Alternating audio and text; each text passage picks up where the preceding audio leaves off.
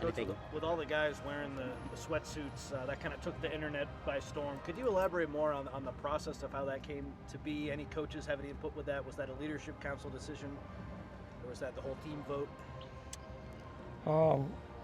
It was something that we talked a little bit about as a staff, just given some of the other changes just internally in our program, kind of in that same realm. And I brought it to a couple of our leaders on the leadership council, and I brought it to them all individually because I just wanted to know kind of what their individual opinion was on it first. And I think the first five or six that I talked to were unanimous that, given some of the other changes that we've made, that this fit and this is what this team needed to be. And so, yeah, we did it, and guys were excited about it. And yeah, I mean, it is what it is. It's done, and that's what they want to be, and it's cool that it's cool that they want to approach it that way. What advantage does that give a team? Well, I think it's just kind of how you do one thing is how you do everything, and it shows you, I just think, where the focus of this team is, and the fact that we don't want to say one thing and then all of a sudden on any day, especially a game day, be something different. Coach, there's been a lot of talk about brotherhood over camp, and you yourself said that the season either sort of brings people together with that bond or tears them apart. What have you seen even after just the 1 week about how winning impacts your team and their connection to each other? Well, they're excited. I mean, they're obviously excited to win.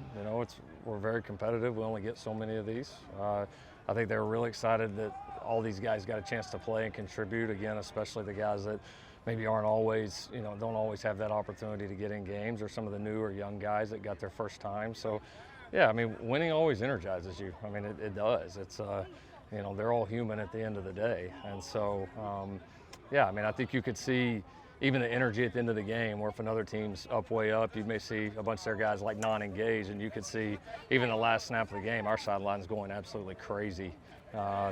And so, yeah, it's cool. I think it's healthy for the team, and obviously keep winning. It'll keep being pretty fun. Can you talk a little bit more about that? The leadership council, is that something that you have to be elected to, chosen for? Is there a democratic process? No, not really. A little more dictatorship probably.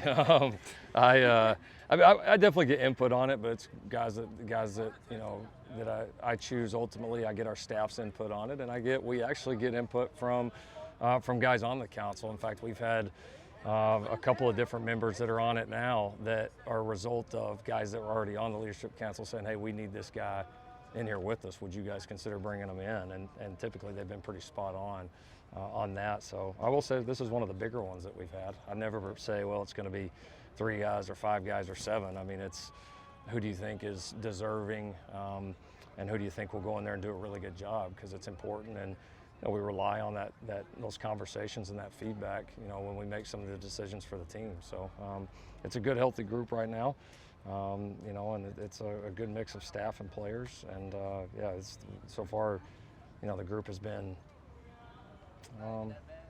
They're taking it really personal, which is good. That's how you want them to take it.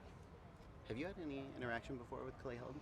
Yeah, I had crossed paths with him before I came here when I was at OU, just recruiting out here a couple of times, and had sat down, just talked.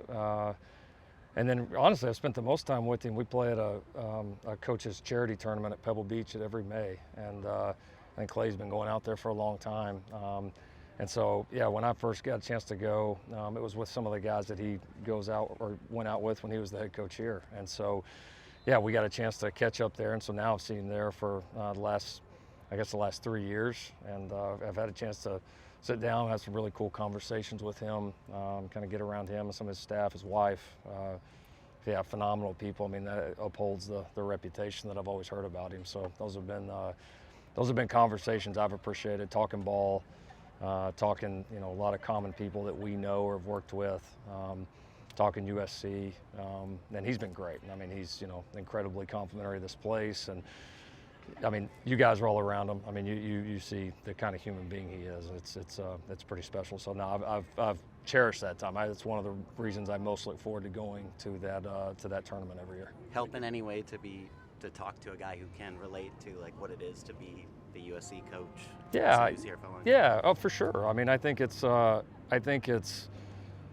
this is a unique job. It's a unique place, like we've said, and I think, you know, anybody that's been in this, whether it's you know, whether it's Clay, whether it's, you know, whether it's Pete, whether it's, I mean, people in other sports, I mean, you know, past administrators here. You know, I've had a chance to visit with like Pat Hayden a lot. Like there's so many people that care about this place and love this place and have such unique experiences. I think I'd be crazy to not, you know, tap into that. And so they've all been great, all proud of their time here and all super helpful anytime, you know, there's something that I want to run by them. You gave Carson Tabarachi one of the game balls. Mm-hmm. Can you take us through like his path and what that meant? Yeah, how long you got? Unique. I don't know that I've ever seen one like it. I mean, he's, you know, the transfer, side of the ball change, position change, injuries, coaching changes, multiple season-ending injuries that are scary way beyond the football field. You know, to the point where, you know, he was told he's never going to play again. I mean, it was done. Yeah, so for him to like have that moment, you know, catch that ball, score, kind of be back in it, I mean, it's kind of a miracle, to be completely honest. I mean, it's 1 in a million. So that team was excited about it. It was just cool that he was back to have that moment, and it was cool for, I think, his teammates to be able to share it with him. Who were some guys in the second half that popped on film when you watched the film back? Well, I mean, you saw some of the guys that made explosive plays. I mean, you know, I would say, you know, Matai certainly, you know, showed up. I thought all the backs did some really nice things. You know, we thought a couple of the young linemen, you know, we were pretty impressed with. Treater did a nice job. Kalen did a nice job. You know, Nella came in and did some really good things. A lot of guys did, honestly. I mean, a lot of guys. We flew around.